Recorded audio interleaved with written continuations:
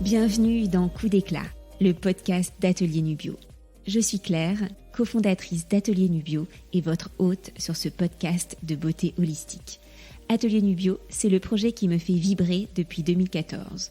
Il est né de ma conviction première, la beauté se nourrit de l'intérieur. La beauté holistique est un voyage merveilleux. Ma mission sur Terre est de vous donner envie d'y embarquer. Avec ce podcast Coup d'éclat, on veut nourrir votre peau, votre imaginaire, votre curiosité, votre joie. On veut vous donner envie d'explorer votre propre chemin, d'être autonome, d'être l'aventurière bienveillante de votre beauté et vitalité à travers les saisons et les âges.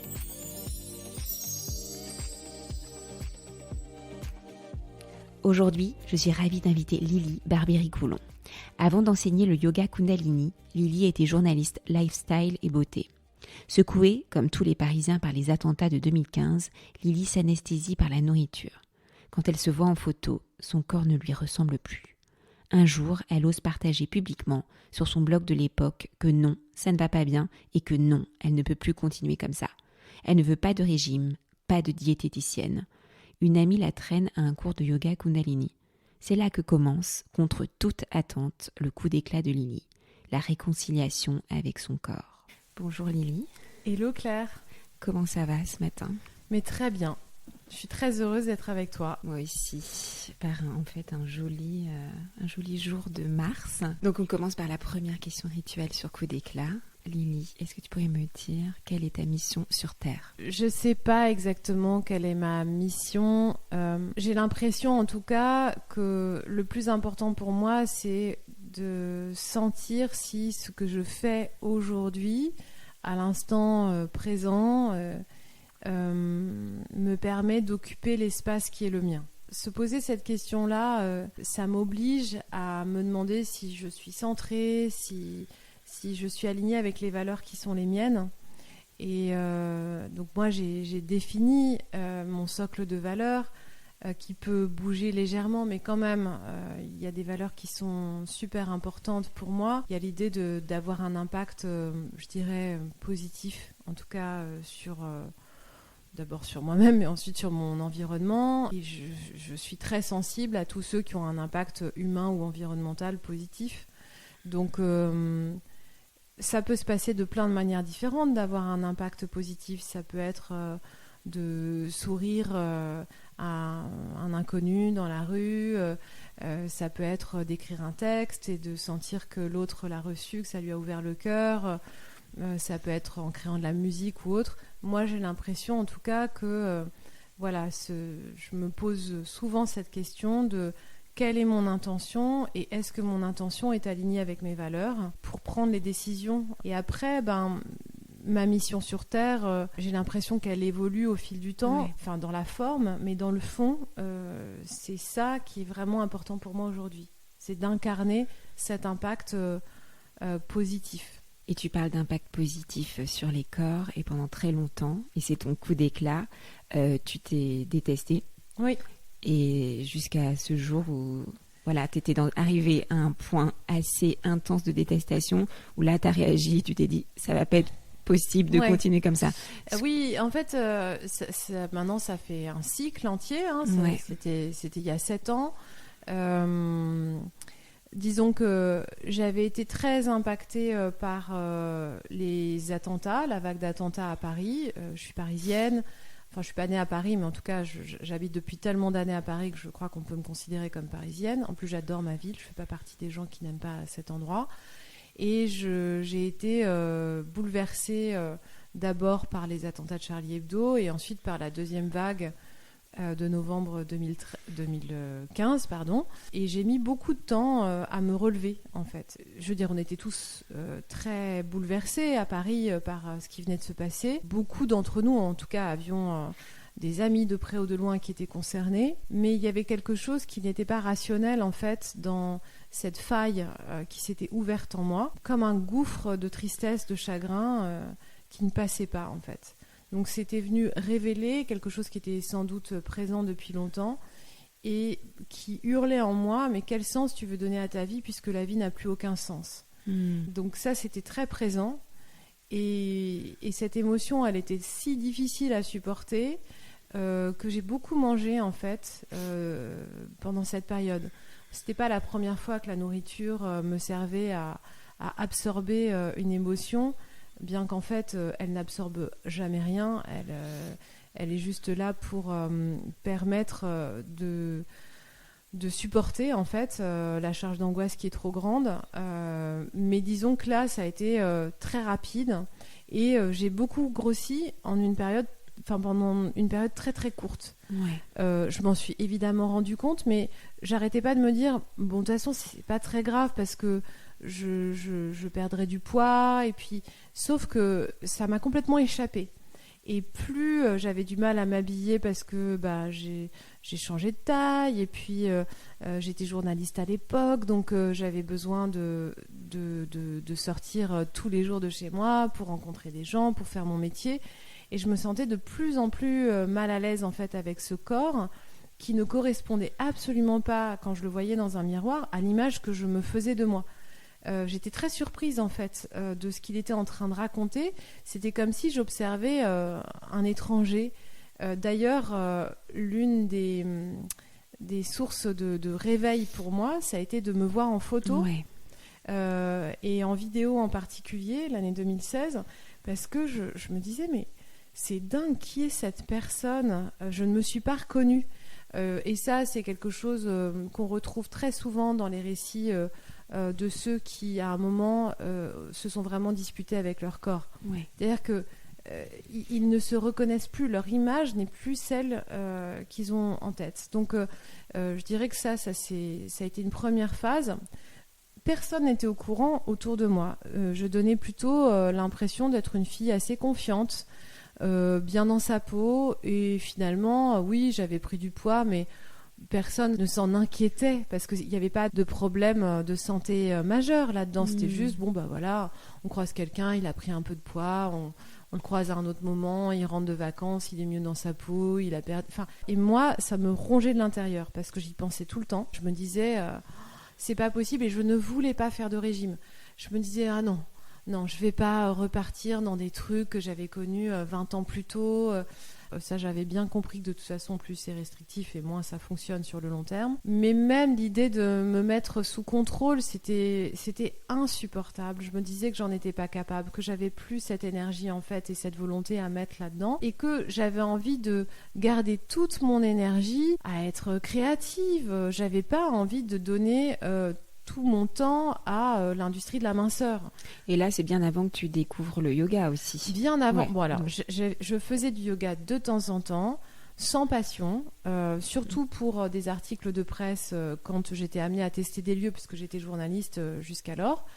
Et donc, cette sensation de mal-être, elle a accéléré des prises de décision où, d'un seul coup, je me suis dit, si je me sens si mal, que j'ai l'impression que ma vie n'a aucun sens, alors que j'occupais un poste génial et envié, dans le sens où je travaillais pour M, le magazine du Monde, dans une équipe ultra intelligente, avec des gens qui étaient stimulants.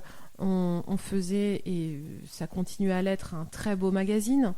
Et j'étais amenée en plus à travailler sur des sujets très variés, donc on pouvait pas dire que je m'ennuyais. C'était vraiment intéressant, et je me sentais si mal. Je me disais, mais j'avais honte de ne pas être satisfaite de ma vie, parce que je me disais, mais si je compare ma vie à celle de ma grand-mère maternelle, qui n'a pas eu accès à l'école, qui a connu une vie très modeste, qui a vécu dans une cité en banlieue, je me disais, mais de quoi tu te plains, quoi ? Tout va bien, t'as un enfant en bonne santé, j'ai un mari génial, qui est hyper gentil, avec qui je m'entends bien. Je venais d'acheter un appartement qui était quand même l'un des rêves que j'avais dans ma vie, que je me disais, mais quel est mon problème en fait ? Et finalement, j'ai osé partager sur le blog que j'avais à l'époque. Je me disais, je crois qu'il est temps que je dise la vérité.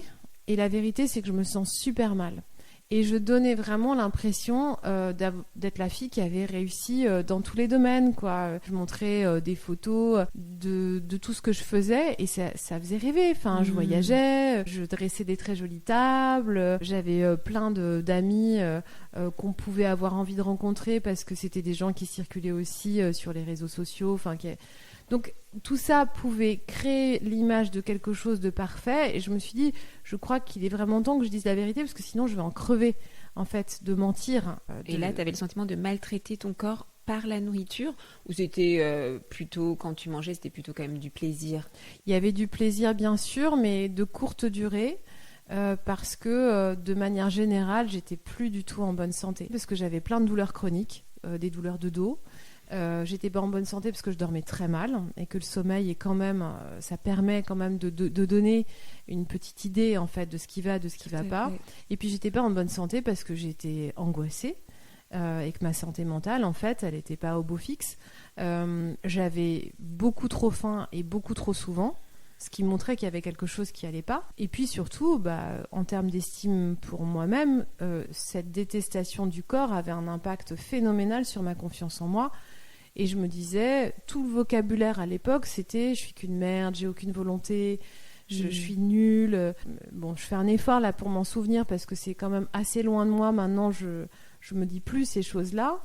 Ça peut me traverser certains jours, mais quand même, je le repère, je l'identifie et je garde pas ces pensées. Tu fais comment d'ailleurs quand tu l'identifies, parce que ça nous arrive à tous. Quand j'ai des journées, comme pour tout le monde, il y a des journées où je me sens moins en confiance, où je me compare aux autres, où d'un seul coup, j'ai l'impression que je fais moins bien, et je peux me dire, je suis vraiment conne, j'aurais dû faire comme ci, etc. Bon. Culpabilité, ouais. Voilà, donc ça me traverse. Alors le fait de faire beaucoup de méditation va me permettre de l'observer déjà.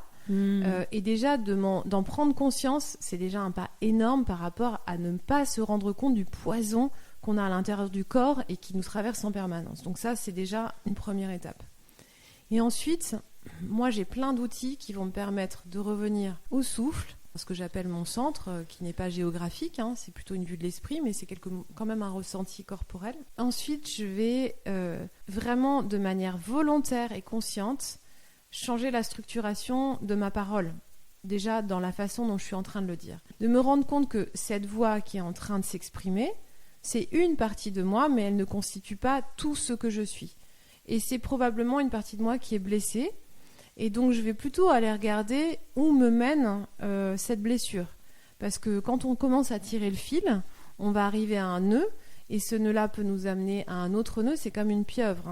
Donc, le travail qu'on peut faire dans un cabinet avec un thérapeute, c'est ce travail-là, moi, que je vais faire le plus rapidement possible. Alors, soit à travers la méditation, soit à travers l'écriture, parce que le fait d'écrire va me permettre, en racontant ma contrariété et ce qui m'a conduit à penser que j'étais nulle, je vais remonter en écriture automatique assez rapidement sans trop réfléchir à ce que je suis en train d'écrire et à me dire, mais bien sûr, en fait, le nœud, c'est pas du tout ça. Le nœud, là, c'est que en fait, ça me renvoie à une blessure très ancienne qui est pas guérie. Et du coup, je vais m'envoyer, moi, beaucoup d'affection, de douceur pour, me redresser. Et puis, parfois, on se sent coupable parce qu'on a mal agi, ça peut arriver. Et du coup, on peut se mettre en chemin pour faire autrement et réparer. Parce que dans le développement personnel, parfois, on peut avoir l'impression que il faudrait se délester de toute forme de culpabilité. Bon, pas toujours. Des fois, c'est pas... la culpabilité peut aussi nous montrer que, en effet, on s'est mal comporté avec un ami, avec une personne qu'on aime ou qu'on n'aime pas, et on peut réparer, faire autrement, choisir. Je dirais, pour résumer ces étapes, que j'observe que ça ne va pas, que je suis en train de dire quelque chose qui est malveillant pour moi-même. Des fois, ça me prend quelques minutes, des fois, ça me prend quelques heures. Je m'en rends pas tout de suite compte, mais la méditation va me permettre de l'identifier. Ensuite, je remonte le fil pour essayer de voir quelle est cette partie de moi qui souffre. Je regarde ce que je peux faire autrement. Si je peux rien faire autrement, je relâche, évidemment. Mais ça peut conduire à se dire, là, je peux choisir de lâcher cette habitude ou de faire différemment, en tout cas pour cette fois. Et de me féliciter déjà de l'avoir remarqué. De m'encourager en fait sur cette voie. Et raconte-nous, du coup, t'écris cet article, on revient un peu sur ton coup d'éclat parce qu'on a eu le moment de prise de conscience, mais pas un peu comment tu t'en es sortie. Donc t'écris cet article sur ton blog. J'ai écrit cet article, je l'ai partagé. J'avais partagé au monde en fait. Ouais, alors bon, j'avais pas... non mais c'est le fait de dire tout haut, tu sais, il paraît que c'est exactement bien de le dire, au moins tu t'engages aussi devant les gens. Exactement, je pense que c'était... de rendre public. Absolument, j'avais besoin que ce soit dit haut et fort. Et je n'avais pas de solution à la fin de mon article. C'était pas comme si je partageais et que je disais alors ça n'allait pas bien, mais maintenant avec tel régime miracle tout va mieux. Je suis une superstar. Donc c'était pas ça. Je ne savais absolument pas ce que ce texte allait donner. J'avais très peur en le publiant. Et il a donné lieu à des centaines et des centaines de messages en retour. J'étais très surprise de voir que ce que je ressentais était si banal. Des tonnes et des tonnes de personnes étaient concernées, des femmes en grande majorité, mais aussi quelques hommes qui m'ont écrit pour me raconter aussi cette détestation de leur propre corps. Et parfois, les textes étaient accompagnés de photos. Et là, j'étais très surprise parce que j'ai découvert des photos de personnes qui, de manière totalement subjective, en ce qui me concerne, je les trouvais vraiment très beaux. Et donc, je me disais, je comprends pas où est le problème, en fait, là. Donc, en fait, ça n'a rien à voir avec ce à quoi on ressemble. C'est vraiment un ressenti qui est tellement présent. Et c'est une croyance, en fait, qui occupe comme un programme informatique qu'on aurait rentré à l'intérieur du cerveau et qui nous fait croire que notre corps est détestable. Et si on y croit vraiment, on va finir par le détester et par agir dans cette direction-là. C'est-à-dire qu'on va valider cette croyance par nos actions et par ce qu'on fait au quotidien. Donc moi, oui, je m'étais disputée avec mon corps, mais je continuais à le faire souffrir tous les jours en n'écoutant pas ces messages qui étaient « j'ai eu assez, je n'ai plus besoin de nourriture, donc s'il te plaît, arrête-toi ». Moi, j'étais déconnectée de mes sensations de faim et de satiété, donc je ne les entendais plus, j'étais déconnectée de tout ce que mon corps m'envoyait comme information. Et d'ailleurs, j'avais tout le temps mal au ventre, et je pensais que c'était juste normal. Un peu comme s'il y avait un son de chantier dans un appartement qui était tout le temps là, on s'y habitue et au bout d'un moment on arrive à dormir avec. Eh bien c'était ça aussi. Donc j'ai publié ce texte et je me suis dit que du coup j'avais une responsabilité, j'avais ouvert une conversation, il allait falloir continuer à discuter en fait de ça. Bon, forcément, je demandais de l'aide en publiant ça, mais je l'ai pas dit de cette manière-là. J'ai beaucoup d'amis qui ont commencé à me dire tu sais, j'ai cette diététicienne, j'ai cette nutritionniste. Alors ça, c'était hors de question. C'était pas du tout le chemin qui m'appelait. Parmi mes amies, il y en a une qui m'a parlé d'un cours de yoga qu'elle faisait, dont j'arrivais jamais à retenir le nom. Et elle me disait que c'était génial, qu'elle chantait des mantras, que ça lui faisait beaucoup de bien. Et quand elle me le décrivait, honnêtement, j'avais pas du tout envie d'y aller. Elle a beaucoup insisté et j'ai fini par me dire ok, par politesse, je vais y aller. Donc je suis allée tester un cours en septembre 2016 et là j'étais vraiment à un point de non-retour, c'est-à-dire qu'entre la publication du texte et la découverte de ce cours de yoga, ça s'était pas du tout arrangé. C'est-à-dire que le fait de dire les choses, on pourrait se dire « Ah, ça a été miraculeux ». Non, ça n'a pas été miraculeux. Je me suis sentie moins seule, mais j'étais toujours dans mon addiction au fait de manger un peu trop par rapport à ma faim. Mais je mangeais pas de manière malsaine en fait. Je me gavais pas, je faisais pas des crises où je m'enchaînais du pain de mie dans la rue ou je sais pas je dis n'importe quoi là, mais j'étais pas en train de m'acheter des barres chocolatées les unes après les autres. C'est juste que je mangeais tout le temps plus que ce que ma faim exigeait que je mange. Donc je dépassais tout le temps mon seuil de satiété et je me rendais même plus compte. Je commence ce cours. Et en même temps, je m'étais inscrite à un cours de danse parce que je me disais, il faut vraiment que je trouve une activité physique qui me plaise. Et la danse, c'était quelque chose que j'avais envie de reprendre. Et donc, j'ai été très étonnée parce que j'ai adoré ce cours. Donc, ça s'appelle le Kundalini Yoga. Bon, j'en ai beaucoup parlé depuis. Et puis, forcément, comme je l'enseigne aujourd'hui. Mais jamais j'aurais imaginé qu'un cours de yoga me plairait parce que vraiment, j'étais pas du tout... T'as aimé le cours en lui-même ou la sensation après ? Parce que pour ceux qui n'ont jamais fait de Kundalini Yoga, c'est vrai que la pratique peut être, tu vois, c'est quand même assez intense. Oui. Enfin, par exemple, tu vois, si tu prends un cours d'Ashtanga, c'est super intéressant de prendre conscience de chacun de ses muscles, des fascias, des tendons, de l'orientation dans la géométrie du corps, de si tu tournes un tout petit peu ton deltoïde, hop, il va se passer ci, ça. C'est super intéressant intellectuellement, puis ça apprend beaucoup de choses sur ce qui se passe dans notre vie aussi, sur nos blocages, nos résistances. Mais moi, j'ai pas un plaisir intense au moment. Par contre, après, sur l'ouverture de la poitrine, le fait de mieux respirer, d'avoir plus d'espace, d'être plus confiant, oui. Mais pour moi, le cours de yoga, il commence toujours une fois qu'on a roulé son tapis et que c'est la fin. C'est là le vrai yoga. C'est là le moment où il va falloir... Tu fais ce cours de yoga Kundalini et qu'est-ce que tu ressens après ? Je me suis sentie en sécurité. Et en fait, depuis les attentats, j'avais perdu cette sensation dans la rue. Qui n'était pas rationnelle du tout, mais j'avais complètement perdu ça. Et là, d'un seul coup, je me souviens, j'avais l'impression qu'il y avait un halo de lumière devant moi, derrière moi. Je marchais, je me souviens très bien, j'étais rue du Cherche-Midi. J'avais l'impression que je ne marchais pas, mais que limite, j'étais en lévitation, quoi. Et je me suis dit, mais qu'est-ce que c'est que ce truc ? Parce que je suis très rationnelle. Moi, j'étais pas du tout dans les rituels de pleine lune et tout ce qu'on peut faire aujourd'hui. Enfin, c'était pas du tout mon truc. J'avais horreur de tout. T'étais pas une fille spirituelle, comme on dit. Ah bah non, j'étais vraiment pas une fille spirituelle.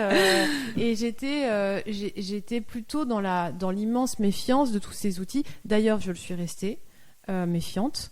Parce qu'il y a quand même beaucoup de charlatanisme là-dedans. Donc, mais là, je vivais une expérience qui donnait tort à tout ce que j'avais jusqu'ici compris de ce que mon corps était capable de vivre. C'est-à-dire, c'était très nouveau. Pourtant, j'avais fait de l'hypnose, j'avais eu des expériences de conscience légèrement modifiées, mais je n'avais jamais ressenti, en fait, et ça a duré comme effet, je dirais à peu près 48 heures. Alors, je précise que tout le monde n'a pas cette sensation en sortant d'un cours de Kundalini Yoga dès la première fois. Moi, je sais pas, c'était le bonjour, les planètes devaient être alignées. J'étais peut-être aussi à un moment où je disais oui, vraiment, je veux que quelque chose change dans ma vie. Parce que ça faisait quelques mois que j'étais dans cette souffrance et que j'avais envie là de changer quelque chose. Du coup, comme j'étais journaliste, je venais juste de quitter mon poste. J'avais monté une société de conseil et de rédaction de textes pour les marques de luxe. Du coup, je me suis dit, je voudrais savoir comment ça fonctionne ce truc, donc j'y suis retournée beaucoup. Et en fait, assez rapidement, alors que je n'ai jamais été sportive, que j'ai toujours détesté l'effort physique, je me suis retrouvée à y aller 4 à 5 fois par semaine, à pratiquer chez moi, à apprendre par cœur des mantras très compliqués dans une langue qui n'était pas la mienne et que je ne connaissais pas, à m'intéresser à des tonnes de vidéos sur le sujet. Donc je suis tombée dans la marmite. Mais vraiment, c'était comme si on m'avait branché en intraveineux sur un nouveau truc. Donc pendant quelques mois, j'ai été une élève assidue et puis ça a été très rapide le changement. Nous sommes à la moitié de l'épisode. C'est le moment de s'ancrer, d'inspirer et d'expirer profondément avant d'accueillir la suite du coup d'éclat de Lily. J'ai tiré les cartes de l'oracle des plantes Atelier Nubio à Lily. Sa carte reine, l'artichaut. Détoxifiant, diurétique et digestif, l'artichaut est la plante détox par excellence. Elle symbolise aussi la joie de vivre. Cultivé localement en Eure-et-Loire, c'est l'ingrédient star de notre complément On veut un ventre plat de naïade. Ces ampoules de plantes bio des terroirs français, artichaut, sève de bouleau, fenouil doux et menthe poivrée, décongestionnent la zone abdominale et fluidifient la digestion. Cet élixir de plantes au goût frais est à prendre chaque matin, pur ou dilué dans un verre d'eau, pour démarrer la journée en harmonie avec soi-même et avec la nature. Chez Atelier Nubio, nous sommes convaincus que les compléments alimentaires sont encore plus bénéfiques s'ils sont naturels et purs, intégrés à un rituel de plaisir. À commander sur atelierNubio.fr ou à notre atelier boutique 4 rue Paul Bert dans le 11e à Paris.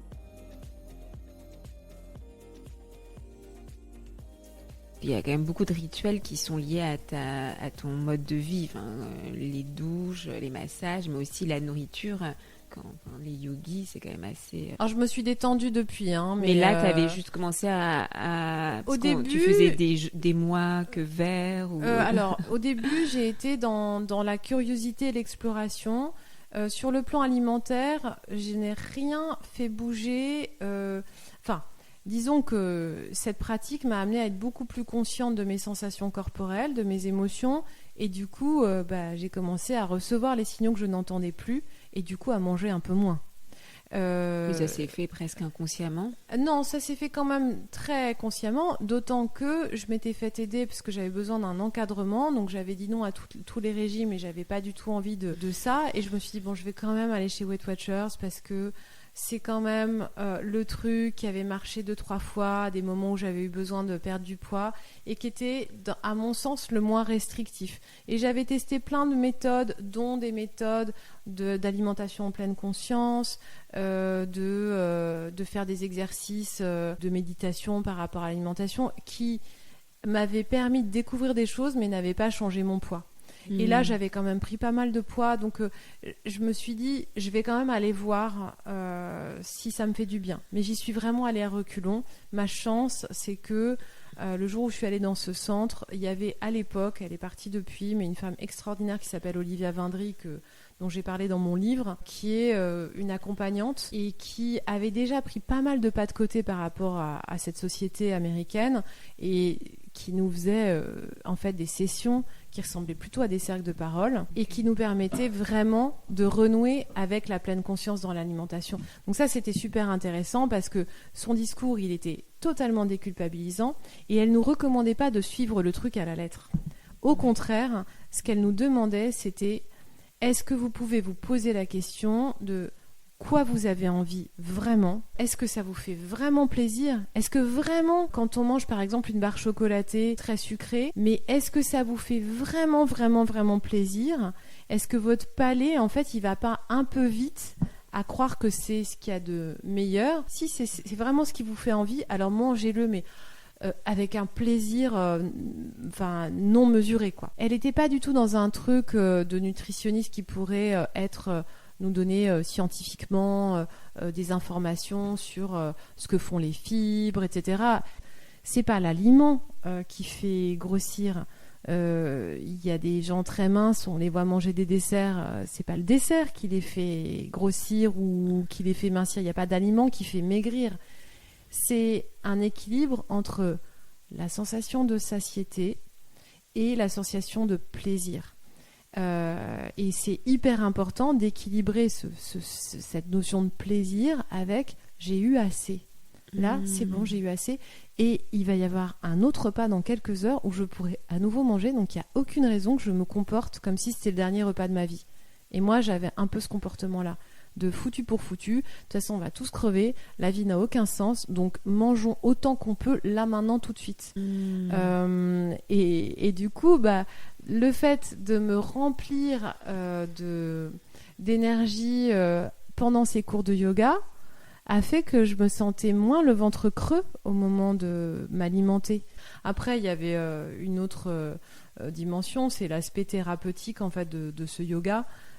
Parce qu'il permet de prendre conscience de nos schémas, de nos blocages, des situations où finalement on est dans une répétition constante de croyances limitantes. Donc ça, moi, j'étais assez bluffée par les épiphanies que je pouvais avoir à la sortie en fait de méditation, de séances. Je me disais, c'est quand même incroyable, comment c'est possible qu'en chantant un mantra pendant 10 minutes ou un quart d'heure, après avoir bougé mon corps dans tous les sens, je puisse avoir cette espèce de vision très nette de la direction que je dois prendre à présent, alors que jamais un prof ne me disait c'est ça que tu dois faire. C'est ça. Donc t'essayais quand même de rationaliser après, tu sais, c'est dingue, je comprends pas pourquoi. Non, mais moi j'ai besoin de comprendre ce que je fais et du coup c'est d'ailleurs la raison majeure pour laquelle j'ai commencé à faire beaucoup de retraites, à partir en stage, à beaucoup pratiquer par moi-même, à lire énormément sur le sujet, mais aussi à essayer.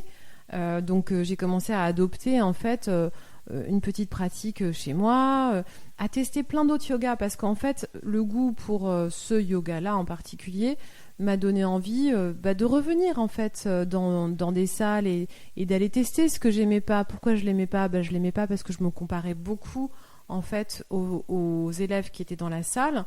Et à présent que j'avais repris un peu confiance en moi ou surtout que j'avais envie de vivre des expériences plutôt que de me comparer, j'étais à nouveau prête à y aller et je me suis rendu compte que finalement c'était pas le yoga que j'aimais pas en soi, c'était plutôt à quel point il me confrontait en fait à mes propres limites. Après, moi j'aime pas que le yoga, hein. C'est-à-dire que même aujourd'hui, moi j'ai besoin de plein d'autres choses. C'est assez complet aussi le Kundalini parce que tu as la pratique physique, il y a le chant, il y a la méditation. C'est un peu, tu as tout embrassé d'un coup. Puis il y a aussi le mode de vie. Après, sur le plan corporel, il y a quand même des écueils qu'il faut réussir à venir compléter, je dirais. Parce que c'est un yoga où on pratique quand même beaucoup assis. Donc je trouve que les jambes ne sont pas beaucoup mobilisées. Elles le sont dans certains cours. De manière générale, si on regarde un peu les sets de posture, souvent le prof est assis en tailleur et les élèves aussi. Donc ça ne veut pas dire qu'on ne va pas travailler, c'est intense. Si on pense que c'est juste un yoga où on chante, en général, on est un peu décontenancé parce que c'est très physique. C'est très endurant. On transpire beaucoup, on est obligé de se dépasser parce que très rapidement on est limité par des sensations pas très agréables dans le corps où on se dit mais je vais pas y arriver, donc voilà, on est poussé. Moi je pense qu'il y a une manière d'enseigner le Kundalini Yoga qui ne me convient plus, qui est de pousser dans l'intensité en fait, et je pense que ça convient plus du tout à l'époque dans laquelle on est. Moi je vois comment les sets de posture sont écrits, ils ont été quand même partagés à la fin des années 60, dans les années 70, 80 d'ailleurs. Moi je pense que il va falloir qu'on fasse beaucoup évoluer la pratique, tous enseignants, et parce que c'est un yoga qui a été partagé dans des années où les mœurs étaient très différentes d'aujourd'hui. Donc faut imaginer qu'à la fin des années 60, les gens qui ont découvert ce yoga aux États-Unis, ils étaient tous sous LSD, ils étaient tous complètement défoncés. Et donc, du coup, il a permis à des gens qui étaient vraiment à fond dans l'expérimentation des états de conscience modifiés de trouver une pratique qui n'avait pas d'effets secondaires comme ceux des drogues. Dans les années 80, quand il est partagé, on est quand même dans des années de conquête, d'argent, de quête de prospérité. C'est aussi toute la mode du fitness. On se souvient de Jane Fonda, tout ça. Et on le ressent en fait. Si on commence à analyser un peu les sets de posture, on voit qu'il y a un historique, mais de vraiment regarder comment le yoga tel qu'il est partagé en Occident, il s'est adapté en fait aux désirs des consommateurs et des clients. Aujourd'hui, moi j'ai l'impression qu'on est dans une époque qui est très difficile et qui nous confronte à cette peur en fait de l'avenir. Donc enseigner le yoga aujourd'hui exactement comme on le faisait dans les années 90 ou 80, ces sets de postures-là, je parle du Kundalini Yoga, ça me semble un peu particulier. Bon, moi quand j'enseigne en ligne, c'est difficile pour moi de corriger les élèves, puisque j'enregistre des cours et je les diffuse après. J'essaye de donner un maximum d'informations pour qu'on puisse s'auto-corriger soi-même. Moi, je recommande souvent à mes élèves qui prennent des cours, un cours d'Iyengar de temps en temps, un cours d'Ashtanga de temps en temps, un cours de d'autres pratiques.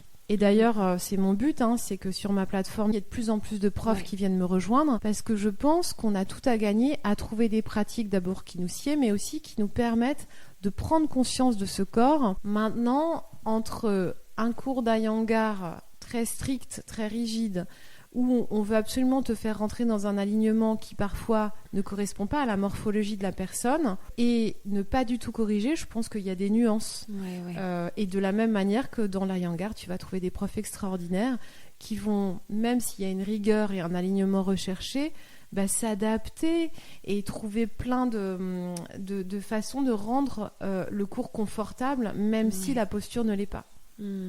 Et pour revenir à ton coup d'éclat, tu dirais qu'il a duré combien de temps entre la découverte du Kundalini et cette réconciliation avec ton corps ? Ça a été très rapide. Je pense qu'en l'espace de 2-3 mois, parce que je pratiquais beaucoup, et tu me posais la question tout à l'heure de ce que j'ai changé dans mes habitudes alimentaires et dans ce que je faisais, etc. Donc il y a eu un moment, j'ai eu besoin d'être à fond, et puis j'ai écouté beaucoup les conseils de mes profs, et comme je me suis formée, on nous a demandé au cours de la formation des enseignants d'adopter toute une série de choses que la personne qui a proposé et partagé ce yoga Kundalini aux États-Unis en fait a commencé à lister.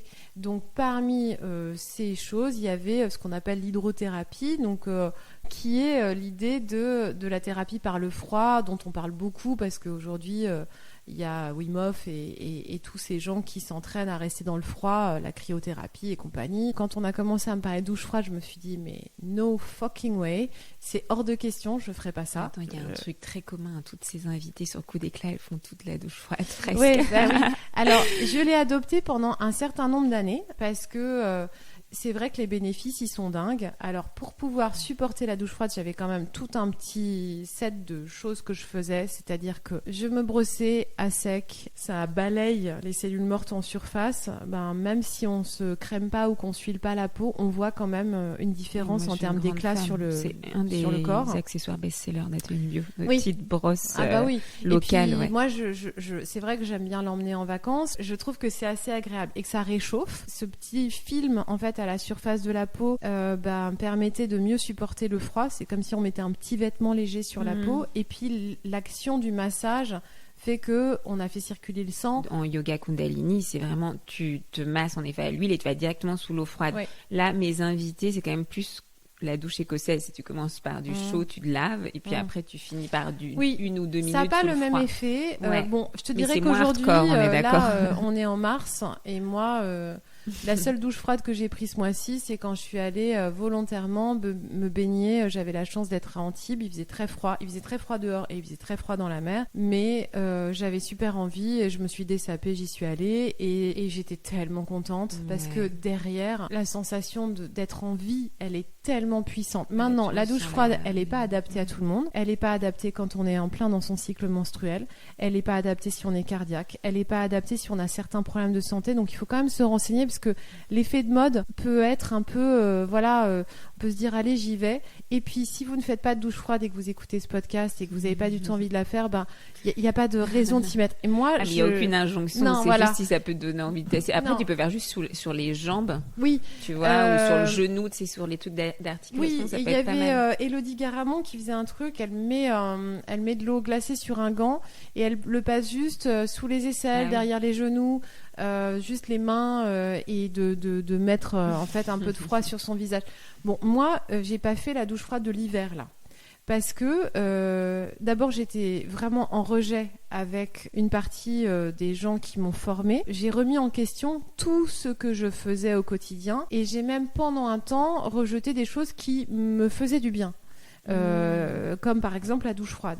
J'y reviendrai peut-être un jour, j'y reviendrai peut-être cet été quand il va faire un peu plus chaud. Là, je pense que je vais avoir à nouveau le goût. Mais dans toutes mes explorations, il y en a beaucoup qui étaient liés à la formation pour devenir enseignant, parce que à chaque fois qu'on repartait en fait en stage, il fallait qu'on soit très préparé mentalement, physiquement, mais aussi qu'on soit préparé sur le plan alimentaire, parce que quand même quand on va faire parfois 10 heures de yoga dans la journée, il n'est pas question d'arriver avec des excès alimentaires dans le corps, parce qu'on ne peut pas tenir aussi longtemps. Donc quand on nous demandait pendant un mois de se préparer physiquement en éliminant tous les produits transformés de notre alimentation, ou en ne mangeant pendant 10 jours que du verre au printemps, j'ai testé tout ça, j'ai trouvé que c'était intéressant. Attention quand même, pour toutes les personnes qui ont des troubles du comportement alimentaire, ce type d'essai, c'est un peu comme si on remettait le doigt dans un paquet de bonbons. Parce que, en fait, de forcer le corps dans une intensité de privation, ça peut rappeler en fait par exemple des gens qui ont été anorexiques. Il y a un stress aussi ou une anxiété très forte, il ne faut pas ajouter du stress Exactement. au corps, même physique, tu vois, quand tu es une période après ça peut aider à lâcher prise de faire une activité physique, mais il ne faut pas rechercher absolument de rajouter des stress au stress. De toute façon, après si tu es dans une période où tu es plutôt bien, il faut être en effet bien dans ton corps mais pour aller le faire. Mais c'est comme pour tout, c'est une exploration en conscience et vraiment de la mesure, quoi. Moi je ne suis pas quelqu'un de mesuré, je suis très extrême, donc quand j'aime intensément. Donc j'ai eu envie d'explorer tous les trucs à fond et je suis contente de l'avoir fait parce que c'est ce que j'enseigne. Donc pour pouvoir connaître un outil, je pense que les enseignants, il faut qu'ils explorent à fond ça. Donc quand on me disait il faut que tu médites 2h30 par jour pendant 40 jours, je l'ai fait et j'en ai tiré énormément de bénéfices. Maintenant j'apprends à faire de tout ça quelque chose de compatible avec une vie moderne en ville. Et ta vie, parce que moi, j'ai pas théorisé du tout sur le yoga Kundalini, mais j'ai théorisé un peu sur le rituel. Et un bon rituel, c'est un rituel qui te fait du bien et c'est pas toujours le même. Donc, Exactement. en effet, quand tu as pas mal de clés, quand toi, tu as exploré intensément plusieurs pratiques, tu peux dire, un petit peu de douche froide ou je me jette à l'eau, bain d'eau de mer, mais bon, le reste du temps, voilà. Et une petite question, tu sais, rituel sur coup d'éclat. Est-ce que là, tu as intégré plus de plantes ou des plantes nouvelles ou est-ce qu'il y a des plantes qui sont rentrées dans ta vie? Parce que tu sais, chez Atelier Nubio, on dit que les plantes nous guident. Est-ce que tu as une plante totem, une plante qui te rassure, vers laquelle tu te tournes? Ça peut être à manger, à brûler, à voir, il y a à quelques, toucher. oui, il y a quelques plantes qui sont devenues importantes pour moi. Les algues, en fait, sont quand même, c'est pas du tout des aliments que je mangeais avant. Ouais. Aujourd'hui, il y a toujours de la spiruline chez moi. Aussi parce que j'ai vraiment baissé ma consommation d'aliments carnés, donc forcément j'avais besoin de protéines et la spiruline est une source de protéines qui est vraiment intéressante pour les végétariens et de fer, mais aussi les algues de mer qui sont saupoudrées dans quasiment tous mes repas, enfin quand je suis à la maison en tout cas, quand elles sont mélangées à des boissons, je trouve que c'est assez bon, c'est à mon goût en tout cas, ça me plaît. Et puis moi j'ai une passion aussi pour toutes les herbes sauvages. Je suis toujours en train d'attraper sur une balade les herbes, les frotter dans mes mains, de sentir. Donc s'il y a du romarin, du thym, des lavandes, c'est vraiment un fil conducteur tout le temps en fait.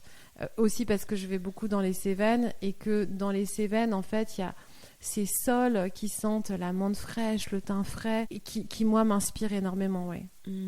Et tu te parlais d'huile végétale, c'est l'huile végétale de quelle Alors plante j'alterne. qui te plaît le plus? Moi j'aime beaucoup les huiles végétales qui sont donc bien tolérées par la peau pour le massage. Alors tu parles en huile végétale à manger? Non, les deux, pour Alors, te masser, pour parce manger. que pour moi, ça peut c'est être pas exactement les mêmes. Oui, c'est pas les mêmes, mais ça non. peut. Pour manger, par exemple, j'adore l'huile de cameline. J'aime beaucoup. Riche en oméga 3. Ouais, voilà. J'ai une très bonne huile de colza, mais j'aime aussi évidemment l'huile d'olive. De temps en temps, de l'huile de sésame pour le goût, mais elle est peut-être un peu moins intéressante sur le plan nutritionnel, mais elle est délicieuse, je trouve, en goût, si on a envie d'un peu d'Asie. Toasté, ouais. Ouais. Et puis, l'huile de sésame, on peut l'utiliser en massage si on supporte son odeur sur la peau, parce que c'est souvent une huile qui est utilisée par les masseurs. Moi, j'aime bien, en ce moment, j'ai une huile de carotte qui a des vertus dingues pour la peau. Donc, huile végétale de carotte, pas une huile essentielle, huile végétale. Non, il y en a plein que j'aime. Je dirais que même l'huile d'amande douce, c'est une huile qui est quand même hyper pratique pour toute la famille et qui est plutôt bien tolérée par les peaux sensibles. Mais oui, l'huile végétale, il y en a tout le temps chez moi. Ok, super. Et bon, on a parlé de pas mal de petites pratiques à faire chez soi, mais la dernière question, c'est si tu pouvais recommander une pratique pour donner un coup d'éclat, que ça soit sur son visage, juste son aura. Un truc qu'on peut faire quand même tous les jours et qui vraiment fonctionne, c'est le matin de prendre juste un temps pour redresser sa colonne vertébrale, prendre conscience de la colonne, de comment est-ce qu'on est assis. On se met juste sur le rebord de son lit ou sur le rebord d'une chaise. On peut évidemment s'asseoir en tailleur, mais c'est pas forcé. Et juste quelques instants où on respire en conscience, en observant le souffle, en prenant juste la météo du souffle. Tiens, comment est ma respiration aujourd'hui? Comment elle est ce matin? Et de prendre des respirations de plus en plus profondes, comme si on allait chercher le souffle dans les entrailles de la terre et qu'on essayait vraiment d'expirer complètement jusqu'à ce qu'il n'y ait plus une goutte de dioxyde de carbone à l'intérieur de notre organisme. Et de ne pas oublier que c'est dans l'expiration qu'on vient puiser le plus d'énergie. Souvent, on croit qu'il faut inspirer, bien sûr, l'inspiration, elle est importante, mais l'expiration, souvent, elle est trop courte. Et on ne prend pas le temps de vraiment utiliser ces fonctions d'élimination qu'on a naturellement. Et donc, voilà, juste ça, quelques minutes, allez, même 3 minutes le matin, ça permet de se sentir présent à nous-mêmes et de recevoir les signaux que notre corps nous envoie. Génial, je le faisais en même temps. Merci infiniment pour cet échange. Merci, Claire. Et à très bientôt sur un tapis ou dans une retraite cueillette. J'espère que cet épisode avec Lily vous a plu et vous a donné envie de vous laisser tenter par de nouvelles pratiques sans savoir où elles vont vous mener. Mon podcast Coup d'éclat bénéficie de vos notes et commentaires. Partagez-moi votre commentaire sur Apple Podcast et je vous offre mon livre Mes routines du matin. Envoyez-moi simplement la capture d'écran de votre commentaire par email à claire@ateliernubio.fr. Bonus, soufflez-moi des mots doux et des noms d'invités en même temps. J'ai hâte de vous lire.